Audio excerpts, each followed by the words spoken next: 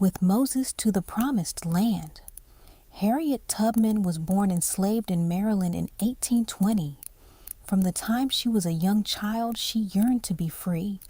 The hard physical work that she was forced to do made her very strong.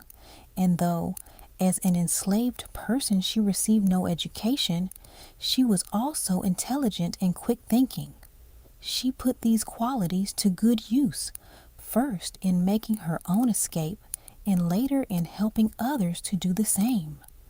When Harriet was in her late 20s, the slave owner she was forced to work for died. She feared she would be sold and sent to the Deep South. There the work was harder and slave owners more cruel. She decided to escape instead. She urged her brothers to come with her on the journey north. They reluctantly joined her. Soon after they set out, though, her brothers turned back. They were afraid of being caught. So Harriet continued alone, traveling mostly at night. Eventually, she made it safely to Philadelphia. Although she had found freedom, she couldn't enjoy it. So many others, including her family, were still living in bondage. In 1850, Congress passed a law making it a crime to help runaway enslaved people.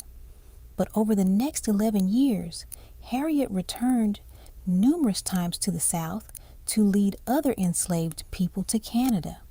In Canada, slavery was prohibited and people who had escaped slavery were welcome.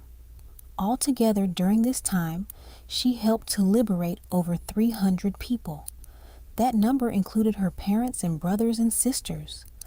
Along the way, she stayed with people who offered food and shelter in their homes, often at great risk to themselves. These houses were called stations on what became known as the Underground Railroad. Between trips, Harriet took whatever jobs were available, cooking, sewing, or cleaning.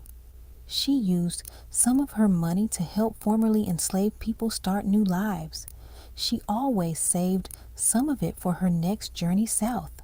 She had many friends who opposed slavery. When she needed money for her work, they would help her by making donations. Slave owners were furious at having their property stolen.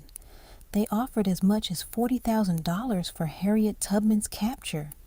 She was often pursued by people who wanted the reward. She had many narrow escapes, but she always managed to evade being caught. The enslaved people she helped called her Moses because she led them to freedom, just as Moses had led the Jewish people out of slavery in Egypt thousands of years earlier. During the Civil War, Harriet Tubman worked for the North as a nurse in the Union Army. Enslaved people had been taught by slave owners to be afraid of the Union soldiers, but Harriet went behind enemy lines and was able to reassure them. They believed her when she told them they had nothing to fear from the Union Army. On some occasions while there, she acted as a spy, reporting to her superiors when she returned to the Union side. After the war, she worked energetically to start schools in the South for freed people, even though she herself could not read or write. She eventually settled in Auburn, New York, where she established a nursing home for elderly African Americans.